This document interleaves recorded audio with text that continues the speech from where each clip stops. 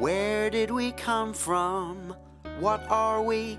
Where are we going?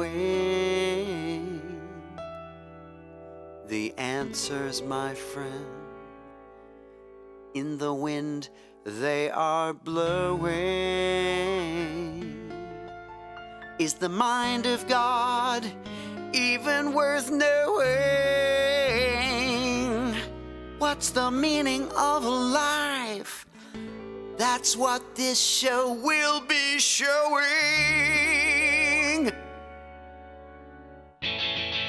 Is life just a dream? Is anything certain? Is the world just a stage? If so, where's the curtain? Is the Queen really a lizard or is David Icke bonkers? If a serial killer kills another serial killer, does it work like conkers? If a tree falls in a forest and no one is around, can it be asked to make a tree falling sound? And when nobody's there and it's ever so dark, does a tree think it's funny to just say bark? Are we victims of fate or is it free will? Is there a bigger twat on earth than AAU? Is the cannibalistic Eucharist the spookiest sacrament? Our babies really nothing more than sexual excrement.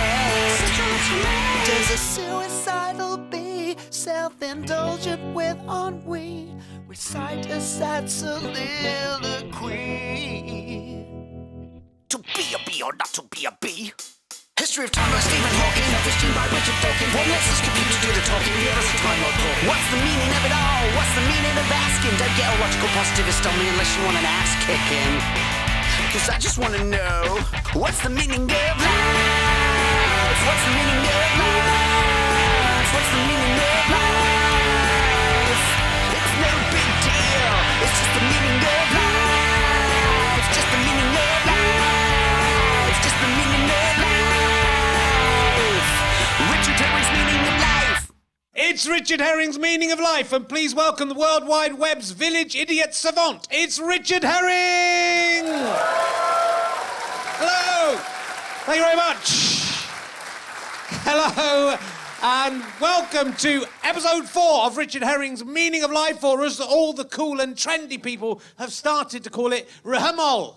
Oh, good. It's like not very many of them in, the cool and trendy people today. Should have warned them about that. It's like a TV show, but it's on the internet. But if you watch it on the telly, then you won't be able to tell the difference. I just want to be on the telly. That's all I want. We're trying to answer all of the big philosophical questions, like how soon is now? Well, Morrissey, I'm afraid now has already been and gone. What you understand as now actually happened around about 100 milliseconds ago, but it's taken that long for your brain to process the information in a way that you can make sense of. I mean, not just you, Morrissey, that's everyone. I'm not saying Morrissey's particularly slow. This month, we will be looking at death. That's right, we are visiting the undiscovered country from whose bourn no traveller returns, apart from Jesus and that bloke with the canoe. Death. Death is one of the few universal experiences for every human being, and ant, tree, okapi, amoeba, and childhood dream. And yet it's one that's shrouded in euphemism, mystery, and terrified awe. Why don't we talk about the universal subjects? Sex, bodily functions, and death. They're all veiled references to them. In death, it's kick the bucket, push up the daisies, assume room temperature, being worm food. He's joined the choir inaudible, and also inaudible and made up. He's bought a one-way ticket to Stisville. Just say he's dead. Why do we have this version to saying the truth? Among those who've proven no match for death's icy finger are Perkin Warbeck, the pretender to the throne of Henry II, newsreader Kenneth Kendall, and English archivist and antiquarian William John Hardy. There's no point in listing them. I was going to try and list everyone, but there's apparently over 100 billion people have died so far. So if I tried to list them all, it would probably take over 5 minutes. So I don't know. The Tibetan Book of the Dead isn't, as you might imagine, a telephone directory-like list of all the people who have ever died in Tibet, but is disappointingly a funerary text intended to guide people from this world to the afterlife. Boring! That is false advertising. Get to work on the death list of all the Tibetan people. That is all we're interested in seeing. If all the people who'd ever died throughout history were to stand on the Isle of Wight, they would scare away all the tourists. Seriously damaging that island's fragile economy. Individual deaths are rarely the cause of laughter or a concerted attempt to get a novelty song about dead witches into the pop charts, but occasionally there is grim humour in the demise of a person or persons where their own hubris, stupidity or sheer bad luck will make us chortle before then feeling slightly ashamed. Here are a few amusing deaths. In 210 BC, the first emperor of China, Qin Shi Huang, was obsessed with the quest for immortality. He took several mercury pills in the belief that by doing so he would live forever. He didn't live forever.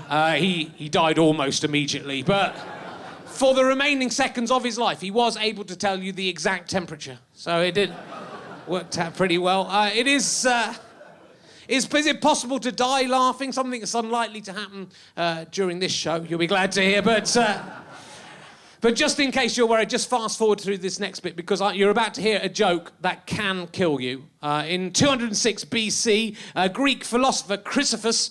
I don't know, Chrysippus? No, I thought you were going to climb. I think you'll find it's Chrysippus. Greek philosopher Chrysippus of Soli was watching a donkey eat some figs and cried out, "Now give the donkey a drink of pure wine to wash down the figs," whereupon he died in a fit of laughter. No, it seems to have gone down quite well tonight. Maybe you had to be there. I don't know. To be honest, I've never seen a man who looks less like he liked to laugh than that guy. Why is this suddenly amused in the idea of donkey drinking? He looks like Davros in that picture. It's just quite... in 2005, Kenneth Pinion from Seattle died of acute peritonitis after receiving anal intercourse from a stallion. The case led to the criminalisation of bestiality in Washington state. The most remarkable thing about that, this bestiality was legal in Washington state before that. It's always somebody who takes things too far who has to ruin it for everyone else. Richard Herring's meaning in life. We get upset when someone dies, but I don't understand why we do get, "Oh, boo-hoo, my best friend's died, how terrible for me." It's much worse for them, though, isn't it, if you think about it? Not just because they're dead. If you think about it, in the moment of your own death, unless you believe in the afterlife, in which case, grow up. In that instant, from your perspective, the entire universe is about to be obliterated. Every single thing in it that you love, you're losing all of them. You have to mourn every person you loved. Everyone else just has to mourn you. But in that second, you're getting rid of if it's any consolation, you're also getting rid of all the people you ever hated. They get obliterated too. But it's kind of glass half full, glass half empty scenario. The universe is destroyed 1 billion times a day as another living thing dies from its own perspective. I don't think we shouldn't be upset about it. We're just going to return to the way we were before we were born. You know, if there is no afterlife, if we just go back to nothing, that's how you spent the first 13.8 billion years of the universe's existence. You seem perfectly happy with that. What's wrong with going back to that? But what happens to us when we die? And nobody knows what happens to us when we die. I don't know what happens to us when we die. Nobody does, because nobody has died and then come back alive again. So if anyone tells you they know what happens to you when you die, they're either guessing or they are lying. And I'm not saying it's not a reassuring lie. It's nice. It makes death slightly less frightening. It makes life a bit more palatable, to sugarcoat everything a little bit, if that's how you need to live your life. I knew a woman once, she said to me, "I don't like the idea that we just cease to exist. That is too horrible. So I don't believe that that's what happens." It's a nice way to live your life, isn't it? That's a nice bubble to live inside. That's fantastic. I don't like the fact there's genital mutilation in Africa. So there isn't. It's good, isn't it? It's good how it works. I don't like the fact that Paddy McGuinness has a viable career as a broadcaster, and I don't. So he doesn't and I do. I'm on ITV1 right now. I'm not making my own TV show for the fucking internet. 25 years I've been doing this. When I was at university, a friend of mine had a lovely idea what happens to you when you die. He said, "Richard, what I believe will happen to you when you die is whatever you believe is going to happen to you when you die, that is what happens to you when you die." That's nice, isn't it? So if you're a Christian, you'll go to Christian heaven, but Muslims will go to Muslim heaven. Whatever you believe, that is what will happen. That is the system. Sounds like an organisational nightmare for God, though, right? He's up there having to knock up new afterlives every 5 minutes based on the whim of lunatics. He's in this ever-expanding heavenly theme park. He's a mixture between Willy Wonka and Jim Will Fix It. The worst aspects of both of those characters, but I don't know what happens to us when we die. I know what happens to us when we die. Nobody knows what happens to us when we die. There are either guessing or they are lying. And I'm not saying it's not a reassuring lie. It's nice. If you think about it, in the moment of your own death, unless you believe in the afterlife, in which case, grow up. I hope that guy's right. I seriously do, because what I sincerely believe is going to happen to me when I die is I'll be sent to a gigantic palace made of gold, and I'll spend the rest of eternity bumming God. That's what I believe, so that is what has got to happen. God's going, oh, me, no. Why didn't I see this loophole? I was trying to be nice. Someone had to take advantage of the system. I've been hoisted with my own petard. I've made a rod for my own back. I believe in turn that God is bumming the guy who said that whatever you believe is going to happen to you when you die, that's what's going to happen. He's being bummed by God for all eternity. He's going, no, what? Why is this happening? This isn't what I believe would happen to me when I died. No, mate, it's what I believe would happen, though. The problem with your system is that two openly contradictory things can't exist simultaneously. God has to choose which one he prefers, I suppose. I suppose God preferred this human centipede deity bumming sandwich. He thought that was better than whatever you came up with. It's better, that's a shame. So I don't like the way we respond to death, because we don't talk about this subject enough. I think we have to talk about it more. It's going to happen to us all. And so we don't know how to respond when someone dies. And it seems to me, in the etiquette of death, that the things that are acceptable to do when someone dies and the things that are unacceptable seem to be interchangeable, just random. You just accept it because that's what the society says. But the one that gets me is when a young man dies, he hasn't got married, he hasn't had any children. People will often say, even to his parents, as if this is reassuring, well, at least he didn't have kids. Hey, let's look on the bright side. At least he didn't have kids. Let's take some comfort from the fact that at least he didn't have kids. What an awful thing to say. You could argue our whole purpose here on life is to reproduce. That's our genetic imperative, to pass on our DNA to the next generation. If you die childless, you are a full stop at the end of a sentence of continuous successful shagging that goes right back to the first amoeba. Every single one of your ancestors has managed it. For 3 billion years, you've let them down. To say at least he didn't have kids, you might as well be saying, well, at least he didn't pass on his DNA. Hey, let's look on the bright side. There'll be no one like him in the future. Let's take some comfort from the fact that his reign of terror is now over, which is why I make a point, if I'm ever at the funeral of a friend who's left behind a wife, a couple of young kids, I will approach the widow at the funeral and say, it's very sad what's happened, but at least he had kids. Hey, let's look on the bright side. At least he had kids. Let's take some comfort from the fact, what? At least he had kids. It's a good thing he's passed on his DNA. What's wrong with you? Fucking hell. I was trying to cheer you up. Fuck. But I found the way that social media responds to death and disaster has become mainly bewildering. If a celebrity dies, it now feels that everyone has to write a post about it, even if they have nothing original to say. It's like we've all become prime minister of our own little country, and the world would be shocked and appalled if we didn't make some kind of statement. The one that particularly galls me is when a famous person dies and people will head straight to Facebook or Twitter to write, "I have no words."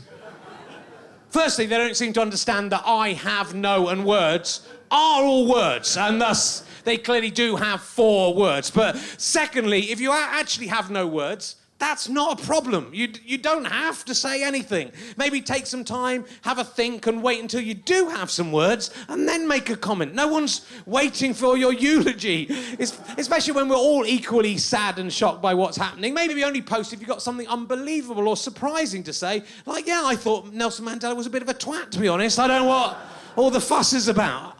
That would be interesting. But otherwise, oh, he's an amazing statesman. Yeah, I know, I've read the newspapers. I have no words reads to me like I feel I should say something about this, but I can't be bothered to work out what it might be. Silence can be respectful. In many ways, not saying anything is the most respectful thing. You're on social media. No one is expecting you to comment immediately, if at all. No one minds if you don't say a thing. But if you want to comment and are going to say something cliched and trite, it might as well be shit. That's really, really sad. Those are perfectly good words that you have, and you know you have, because if you're really that upset about something, then your first thought is never, blimey, I really must let social media know how speechless I am about this.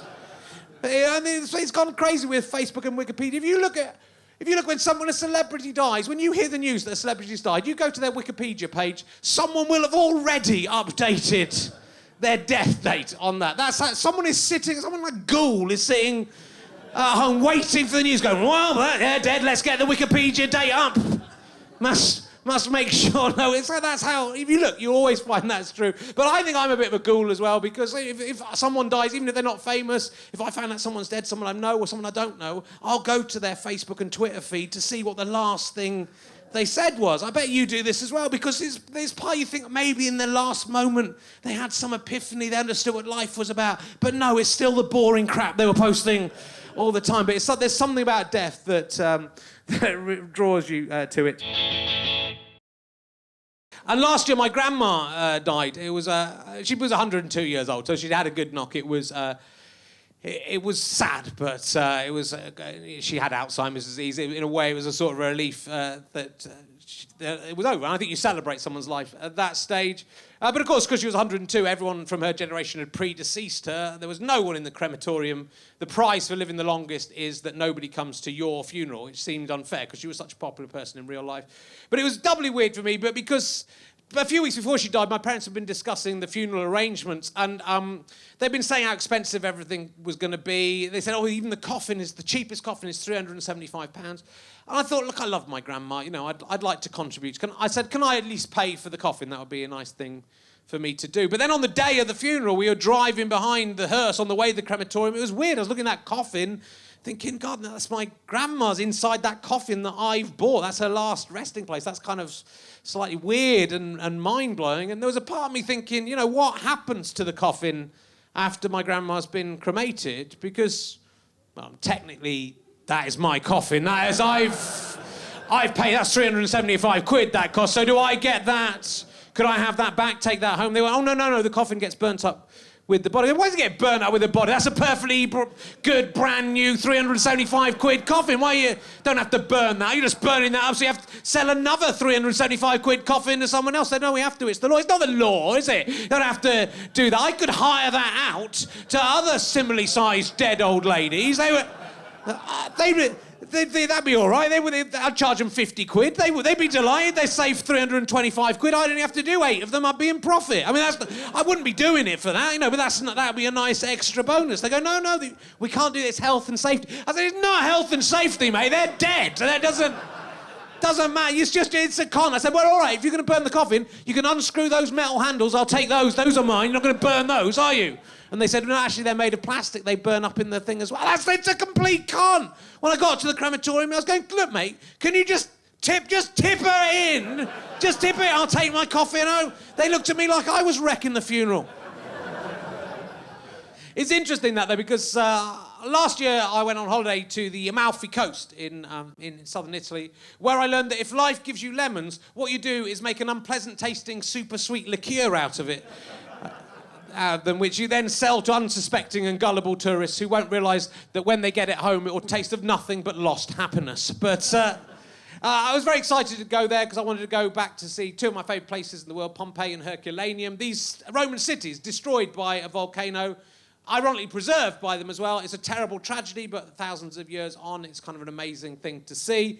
And some of those people are preserved. In Pompeii, everything evaporated, basically, as the volcano hit. So there are gaps in the ash. If you fill those with plaster of Paris, you can find out what was in there. And sometimes there are statues where, like, people come out of this in their last moments. I saw an exhibition in the British Museum last year. They were right at the end of the exhibition. I hadn't seen them really so close up before. It was very moving.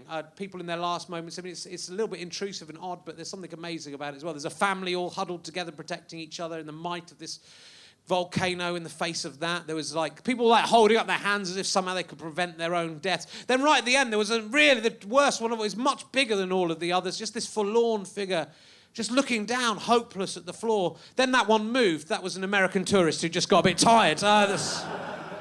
But I went to Herculaneum. The best thing that happened on the holiday was on the way back from Herculaneum. I was on the train, and I was treated to the most unforgettable thing I've ever seen, certainly in that fortnight. It'll be the first thing to pop into my mind whenever I think of this holiday. I glanced idly out the window as the locomotive pulled out of some tiny provincial station to see a white-haired man being enthusiastically filleted by a brown-haired lady right at the side of the railway tracks. So I was just in full view of everything. They'd had the consideration to hide themselves from the people in the town, but they were in full view of all the trains going past. It was so flagrant I had to laugh, but I was also impressed. It was 3:30 in the afternoon. It was really broad daylight. It was boiling hot. Most old men would have been having a siesta. I was too knackered to even read my book properly. But this silver fox thought, yeah, I'm feeling a bit horny. I'll pop down the railway siding, see if I can get me some oral sex. He was considerate enough to have his back to the tracks. He might be an exhibitionist, but there's no need to show off.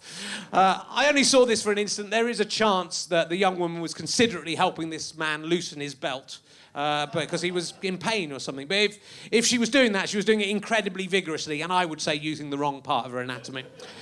It's dangerous to make assumptions, and it's possible these two people were just deeply in love in a mate-to-December relationship and unable to control themselves in throes of passion. I think it's pretty likely, though, that a financial transaction had taken place to create this charming tableau. I mean, if that was happening in Leicester Square on St. Patrick's Day, which it probably will be as you walk out, yeah, I would be disgusted by that, but because it was in Italy, for some reason it felt charming and life-affirming. When you think about it, these people live in the shadow of Vesuvius, a volcano that once laid waste to the whole region, which could do again at any second. They're seizing the day. That's not all that one of them was seizing, and they're squeezing every drop of pleasure out of life while they're still here to enjoy it. And maybe they could appease the volcano gods by doing this. If you can fight fire with fire, who's to say you can't fight eruptions with loads of tiny eruptions? It's worth a try, I would say anyway. Does anything symbolise Italy more than an old man getting an al fresco blowy in a railway siding? Damn the consequences. They should put that on the Italian flag, just in the corner, I think. But I can't really explain why, but it filled me with hope and a love of life when it should have left me cold and empty and wishing for death. It made me happier to witness this than it would have been to participate in it, especially if I'd been the one on my knees. But my enjoyment was spiritual rather than prurient. Our time here is short and might be snatched away from us at any second. Let's make the most of every opportunity, whatever our age. The best thing about it was, though, if Vesuvius had chosen that moment to blow its top, that would have left one hell of a statue for future archaeologists to find. Is it possible to be cursed? Is death something that can be wished upon us? People have wished death on me. I mean, I know it's hard to believe. I did a show a few years ago called Christ on a Bike, and I got a lot of death threats from religious people, from Christians, so you might think we're above that kind of thing. When I did Christ on a Bike, I got a letter from a woman called Angela Wilson, and it said, death is certain, but the Bible speaks about untimely death. They all quote the same bit in these letters. I don't know if there's like a template complaint letter at the back of the Bible, but it says it's written in the Bible, Galatians 6:7. That's not in the Bible, that's a video game. You can't quote 1980s video games. I think that gives you any moral authority. It says, be not deceived, God is not mocked. For whatsoever a man sow, that shall he also reap. If I reap what I sow, doesn't that mean when I die, God is just going to really take the piss out of me? Maybe in a show called Richard Herring's Meaning of Death, or Richard Herring on a unicycle. I wouldn't mind. I'd be flattered that if God took the piss out of me. That if I can take a joke, then surely God can take a joke as well. Is he just sensitive and insecure? Angela Wilson sent me a list of some of the people who mock God and the terrible things that have happened to them as a direct result of that. Now, there's been 2,000 years of just the Christian God. You'd think a lot of people in that time would have said some awful things. This list is going to be a long list. And just by coincidence, a few of them would have just happened to have died the minute they'd said that. So there'll be people who said awful things had just died, struck down straight away. Let's see who she has come up with. The first one on her list is John Lennon. Then in brackets, it says singer. So I was glad that was there, because I wasn't quite sure she meant until that. The singer John Lennon. All right, so I didn't realise that's what you meant. You know what he said? He said, basically, Christianity will end, it will disappear. Jesus was okay, but his subjects were too simple. Quite rude. Today, we are more famous than him. Says Lennon, after saying that the Beatles were more famous than Jesus Christ, was shot 6 times. 14 years later, after he had apologised. That's no good, is it? It has to happen straight away or not at all. That isn't even mocking God. But God can't wait 14 years to exact his revenge. If he'd leant down from heaven and shot John Lennon as soon as he'd said that, I'd be more scared. It can't be at any point, because I've mocked God at some point in the next 50 or 60 years, I might die. Because of these shows, I am no longer immortal. Let's see who comes up next. The next one is Tancredo Neves. The next one's Tancredo Neves. Then in brackets it says President of Brazil. And you're glad the brackets were there this time, aren't you? Because you didn't know who he was. You're all laughy when it was one you knew, wasn't it? But now you've shut up, you hypocrites. Tancredo Neves, who everyone knows is the President of Brazil. This is what the letter says. During the presidential campaign, he said if he got 500,000 votes from his party, not even God could remove him from the presidency. Is that the best mockery of God they managed to find from 2,000 years? That's not very good.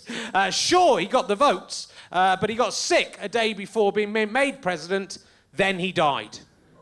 Bit more immediate for Tancredo Neves, wasn't it? It was 14 years for John Lennon. Tancredo Neves fast-tracked within a month. What did Tancredo Neves say about me? He said you couldn't remove him from office, God. Did he say that about me? I can remove him from office, I'm God. Yeah, but wasn't it just really political invective? He didn't... It doesn't matter. I hate Tancredo Neves. I don't know why I created him. Kill Tancredo Neves, more or less immediately. What about John Lennon? He's still alive. Do you remember he said he was bigger than Jesus? Forget about John Lennon. Put him to the back of the queue. Kill Tancredo Neves.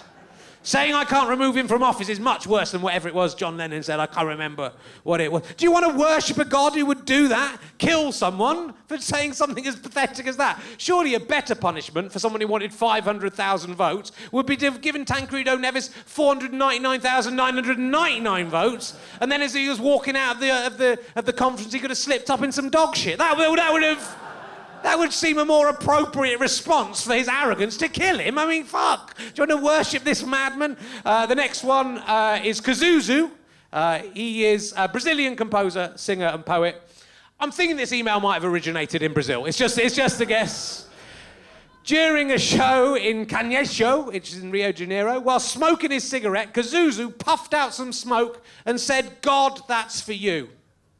That isn't even mocking God. That's giving God some of your cigarette. Worse, that is passive smoking. That is not.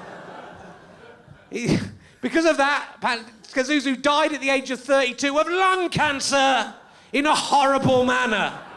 What the hell is going on with God? That's a massive overreaction. Is anyone thinking God's got a bit thin-skinned about this? What did Kazuzu say about me? Nothing. He didn't say anything, God. He was just offering you some of his cigarette. He was mocking me. I didn't hear it all, but I heard my name mentioned. Kill Kazuzu in a horrible manner. Is Tancredo Neves still alive? Yes, he is. Well, kill Tancredo Neves, obviously, first. Then kill Kazuzu. How dare Kazuzu send some smoke up to heaven? If anyone from now on sends smoke up to heaven, I will kill them. Oh, I'm going to have to kill all of the Roman Catholics now. Never mind, kill them anyway. There's child killers walking around. Nothing happens to them. Kazuzu is killed for blood. God is a prick, that's what I'm saying. The fourth one, the man who built the Titanic. Couldn't be bothered to Google that, find out what his name was. I mean, I put a lot of work in the first three. I had to Google John Lennon, find out what he did. Turns out he was a singer. I got all the others. No one will have read this far. They'll already be convinced by the first three brilliant examples. The man who built the Titanic. After the construction of the Titanic, a reporter asked how safe the Titanic would be with an ironic tone. Almost like he knew something was going to happen. Otherwise, why would it be ironic? Not even God could sink it.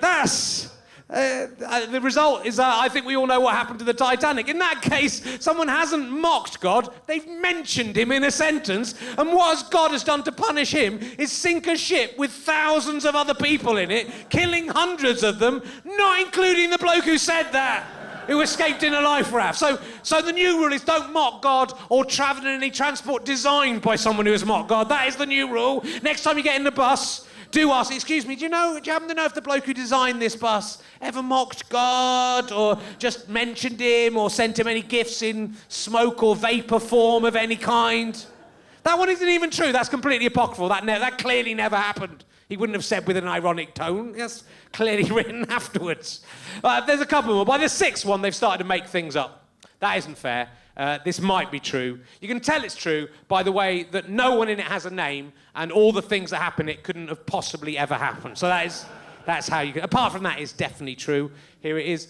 In Campinas, Brazil... why didn't God just destroy Brazil? That would save a lot of time. A group of friends drunk went to pick up a friend. The mother accompanied to the car and was so worried about the drunkenness of her friends. What do you think she did, the mother? I mean, she's worried about the drunkenness of her friend. If you were a mum, what would you probably say, don't get in that car with the drunk... I'm worried about the drunkenness of your friends. That's probably what the mother did. Let's have a look and see. Oh no, she said to her daughter, holding her hand, who was already seated in the car, "My daughter, go with God and may he protect you." I think if anyone deserves to die in this entire email, it's the mother who lets her daughter get into a car with a drunk driver and then just casts a magic spell over her to protect her.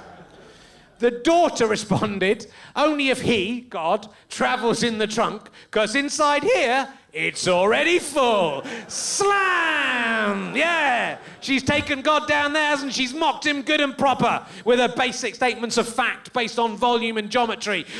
God must be furious. He is omnipresent, so technically he is in the trunk. But don't let that bother you. He's furious. What did that girl say about me? I couldn't quite hear it all because I was in the trunk. What did she say? How dare... She said you're in the trunk. How dare she say that about me? This is the worst mockery of me. Of the 6 mockeries of me there have been in history, this is by far the worst. This is worse than what Tancredo Nevis said about me. I'm going to kill this girl. Not immediately, because that would give evidential correlation that I'm definitely responsible. I'm going to leave her a couple of hours, and then I'm going to kill her. How dare she say I am in the trunk? But God, you are in the trunk. Are you mocking me as well, you bird? You know what happened to the bloke who built the Titanic? Well, nothing happened to him, and he didn't actually say, you mock me. Hours later, only hours, came the news that they had been involved in a fatal accident. Everyone had died. Even the people who said nothing about God being in the trunk, they were dead as well. Collateral damage. Don't mock God. Mention God. Travel in any transport designed by someone who's mocked God. Send any smoke to God, or travel in a car with anyone else who's recently ever mocked God. The car could not be recognised what kind of car it had been. I didn't write this. The car could not be recognised what type of car it had been. The car could not be recognised what type of car it had been. Yeah, sorry, wrong inflection. If you're going to send out an email trying to convince people to believe in God, do make sure it reads like it's been written by a 3-year-old child writing in a language that they've never heard before. The car could not be recognised what type of car it had been. That's it. That's the correct inflection. But surprisingly, the trunk was intact. Surprise! No, wait, hold on a minute. So that means... Doesn't that mean that God was in the trunk? So the girl had stated a fact. God hates facts more than anything else. Maybe he thought they were playing hide and seek. She got me straight away. How did she do that? Oh, that's the problem with being omnipresent. So that's a petulant God. He killed a teenager for saying he was in the trunk when he was in the trunk. The trunk was intact. The police said there was no way the trunk could have remained intact. The police said that. That's what the police said. There was no way the trunk could have remained intact. Do you remember from earlier? The trunk was intact. Do you remember that? That's what makes it scary. The police said there was no way the trunk could be intact, but the trunk was intact. There was no way it could be, but it was. The police said that. They said, put this in the report. There's no way the trunk could be intact. Well, I will put that in the report, Sergeant, if you want. But the problem I have with writing that in our official report, I'm looking at the trunk right now, and the one thing I notice about the trunk, the remarkable thing about it, I would say, is the trunk is intact. I know it's intact, but there's no way it can be intact. That's what makes it incredible. Write that down. There's no way the trunk can remain intact. I will write that down if you are my superior officer, but my problem with writing that down is that there's no way the trunk can be intact when the trunk is intact, is that suggests to me there must be one way that the trunk can have remained intact, because it is intact. Write in the report, There is no way. I will, but what if this report ends up in an email that gets circulated around the world? Everyone's going to think the Brazilian police force are idiots. Are you mocking me? Don't mock me. Write in the report, no way. Have you written the car could not be recognised what type of car it had been? Is that in there? I haven't put that in yet. Well, write that in, word for word. The car could not be recognised what type of car it had been. My problem with writing down that the car could not be recognised what type of car it had been, I mean, apart from the grammar of that, but the trunk is intact, but there's no way it can be intact. Isn't the trunk of the car the only place on a car where the name and logo of the car are clearly displayed? So if the trunk is intact, why don't we just go round the car and look at the trunk, see what kind of car it is, then at least that mystery will be solved. Put in the report, I happen to know with this type of car, whatever type of car it is, that if there's an accident, there's no way the trunk can remain intact. To their surprise, you think they'd have been surprised about the trunk being intact when there's no way the trunk could have been intact. That would have surprised me, the breakdown of basic physics. That would have astonished me. Brazilian police weren't surprised by that bit at all. That happens every week in Brazil. There's a car accident, there's no way the trunk can be intact, but it is intact. They're expecting it, the call comes through. I've got to go out, there's been a terrible accident. The car can't be recognised. I'm going to make a prediction, though. I think the trunk will be intact, but there's no way it can be intact. I'll bet you 100 units of Brazilian currency. I'll take that bet. If there's no way that the trunk is intact, then it can't be intact. I won't be surprised. I'll be bored if that happens. To their surprise, inside the trunk was God. Hello, it's me. I do exist. It's a bit of a weird time to finally admit that I am here with all these bodies of all these teenagers around me I've needlessly murdered, but here I am. Don't look at that. Look at me. I'm real. That's the story. I am real. That wasn't it. I made that bit up. To their surprise, inside the trunk was a crate of eggs. Don't know why that surprised them, do you? That's because when you go out drink driving, David, what's the first thing? When you're going out, before you've done any drinking, any driving, what's the first thing you put in the trunk of your car? Eggs. It is eggs. That's not just a punnet of eggs either. That wouldn't be hundreds of eggs. More eggs than one human being could eat in a lifetime, because you never know when you go out drink driving when you'll need a massive quantity of eggs. You might want a gigantic omelette or a cake or something. Do you think we should be driving around with these eggs in your car? Shouldn't we leave them at home? No, because I happen to know with this type of car, not many people know this, all the safety features of this car are in the trunk. They don't mention it in any of the literature because it's not really a good selling point. Most people want the safety features in the passenger seat. But the thing is, I always travel around with a massive quantity of eggs, more eggs than one person would realistically ever need. So that trunk was a good selling point for me. If I'm ever in a fatal accident, I want to know as I'm dying that at least my eggs will be safe. Inside the trunk was a crate of eggs. None was broken. It's a true story. Made up by a child. It's not enough the trunk's intact when there's no way it can be intact. We need another detail. Let's say there are eggs in the trunk and they weren't broken. I think what this means is God is an egg. I think that's what it means. God's Humpty Dumpty. I think that's what it means. I wrote back to Angela Wilson and I said, thanks for that. It's brilliant. Out of all of human history, you found 6 examples of people who've mocked God and then not remained immortal. But let's look at the people who hung around with Jesus, his best friends, his disciples. Of those 12, 10 of them were either stoned to death or crucified. So if you're friends with Jesus, you've got 5 out of 6 chance of dying in a horrific way. If you mock him, 6 in 550 billion? I think I'll take my chances. So, to talk about the biochemistry of death, will you please welcome the winner of the Biochemical Award 2015. That's how good he is. It's 2014. It's already ready. He's the reader in evolutionary biochemistry at UCL. It's Professor Nick Lane, ladies and gentlemen. Thank you very much. Welcome. Pull up a mic. Make yourself at home. How have you managed to win? First of all, let's get this out of the way. How have you, because you might just be some chancer off the street. How have you managed to win an award from 2015 in 2014? They announced it yesterday or the day before. I'm amazed you picked up on that. Well, you know, my research is very good. Also, you've put it on your website already overexcitedly, so... And who can blame you? I'd be very excited. I've won the British Comedy Award 2015 as well. It's going to be 18 months before anyone finds out the ghastly truth. So, you're a biochemistry and evolutionary biology, is that right? Yeah, more or less. Biochemistry. Yeah. Why can't we live forever, is my question to you. Oh, right. Sex. Right. Is the answer. Because if you... Get to know me first, and then we'll... Not on the first question. You've been that good. Well, it's the answer of evolutionary biologists to every question, anyway. Yeah, okay. Sex is the answer.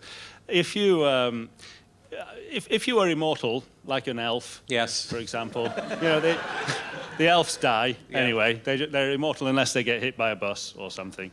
Yeah. So the thing is, if you get hit by a bus before you had sex or before you had kids, statistically, you're less likely to have kids if you waited until after you got hit by the bus. If you see what I mean. Yeah. So the point is, if you have a statistically relatively short lifespan, if you're going to be eaten by a tiger or hit, have some accident, then it's best if you focus all your biological resources on leaving offspring before you get hit by the bus. Okay. So gear up. I mean, gear up for sex. Sexual maturity, that kind of development costs. It has costs on longevity and everything else. So we develop very slowly, actually, because our risk of dying. I think my body didn't want me to reproduce, so I went, yeah, we'll let him wait till he's 25. We'll see. He'll be dead by then. Yeah, and compared to a chimpanzee. Yeah. I mean, we develop very slowly compared to chimpanzees or something, and we live a lot longer than they do. And it's really that we don't have natural predators in the same way, and so we prolong our lifespan. So it really comes down to that balance between statistical likelihood of living for a long time and leaving kids. So it'd sort of be a choice between you could live forever, but you're never going to have sex. Which is sort of like a living hell. It's like it's like someone I'll give you the gift of eternal life. You go, yes, but you're never allowed to have sex. I forgot to tell you. No, can I have a wank? No, it's not. No, it probably hasn't developed yet. Where was I before I was born? Well, this is. Do you go all the way back, as in the sperm of the... Yes. How did I come to be? That used to be the old biological idea that you were inside the sperm of your father, who had the little, the homunculus. The homunculus. That's the word I was grasping for. Yes. I know more about this than you do. You do. So you were nowhere. You were contrived by the genes of your parents, by mixing the genes of your parents up in a completely random way. So. You didn't exist. That's all. Some part of me must have done. Some of your genes. I mean, this is where Richard Dawkins was coming from. Yeah. You don't leave a copy of yourself. That's why he was talking about selfish genes. You leave a random mixture of some of your genes, as does your wife. Maybe you already have. I don't know. No, I haven't yet. No. Well. I've got to get a move on. I'm 46. Yeah. So what actually is left down the generations? It's really just. Genes is what, so evolutionary biologists look at the change in gene frequencies in a population over time. It's a nasty way of seeing it, but it's basically that's all that continues is individual genes. So we are made up of a random mixture of those genes. So that sort of was there, but I was all mixed up, like an anagram of myself. Yes. Yeah, good. I like that. Why is death a great invention of evolution, as I believe you have claimed? Well, it is evolution. I mean, survival of the fittest means death of the weakest, really. It sounds a bit like eugenics, but that's how evolution works. So, unless the less fit organisms die preferentially relative to the more fit organisms, then evolution cannot happen. It won't work. So everything around us is the result of death. Yes. And if nobody died or nothing died, we'd all still be amoebas, presumably, because there would nothing. Well, even amoebas are highly bacterias. evolved. Yeah, well, actually, your books are about mitochondria and bacteria, so it goes back that far. So that's where all the really interesting stuff is, actually. So that's the start of life is bacteria, basically. Is that right? Yes, pretty much. Yeah. But an awful long time ago, 4 billion years ago. So the first 3 billion years or so of life on Earth was just bacteria and hardly anything else. Right. And really, large organisms arose about 500 million years ago. So it's just the last little bit. Everything that was important happened in the first 3 billion years. What led to organisms becoming more complex? How did these bacteria? It's probably wise not to ask me that question. Yeah, I'm writing a book on that at the moment, and I realise it's a bit too long. Let's just tell us how it's going. Yeah. Tell us the gist of it. Give us the main story. Don't leave a bit. Okay. Well, it's very strange because all complex life on Earth shares a common ancestor. So we have a common ancestor with trees and with fungus and mushrooms and things. If you look at the cells down a microscope, they're shockingly similar. You'll probably not be able to tell the difference unless you're familiar. They're large. They've got all kinds of things inside. The DNA is in a nucleus. They look almost identical. You would have thought that that some kind of bacteria that went around eating other cells. There aren't any, but you would have thought there would be some, and that they would develop into animals. And you might think that photosynthetic bacteria, cyanobacteria, they would develop into plants, and another type of bacteria that puts out enzymes and breaks its food down would turn into fungi and so on. You would expect that all these different things would arise completely independently, but they didn't. They all came from this common ancestor, and that arose just once. Right. And it seems to have been a freak accident. So we have this 2.5, 3 billion years of evolution, just bacteria, which is what you'd probably find on any planet anywhere else in the universe. The likelihood is there'll be bacteria out there. Maybe it's not so hard to evolve bacteria, but to get complex life, it was a bit of a freak accident here. And it seems to be that one cell got inside another cell. It was really, it's kind of sex again, really. Isn't it? But it's... if you get right inside, you're doing it wrong, though. I think if you're actually... No, you have to get right inside. Absolutely enveloped in the other person, you've gone too far. Back out a little bit. It only works if you get completely enveloped. Okay. Thank you very much. Professor Nick Lane. Future award winner.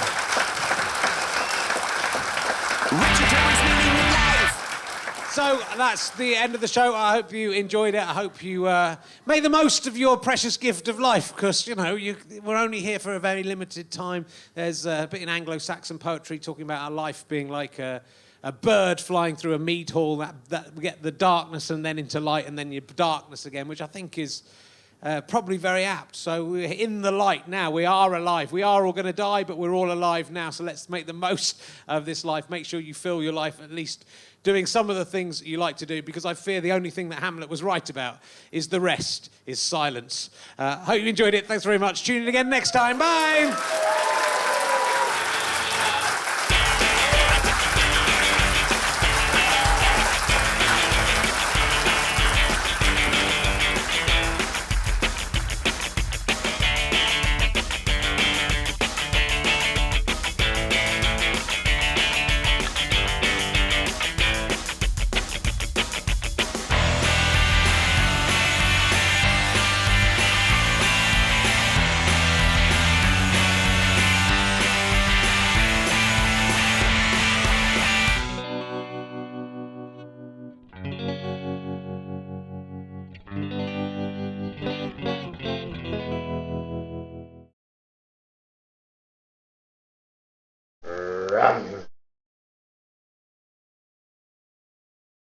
How'd you like them sky potatoes?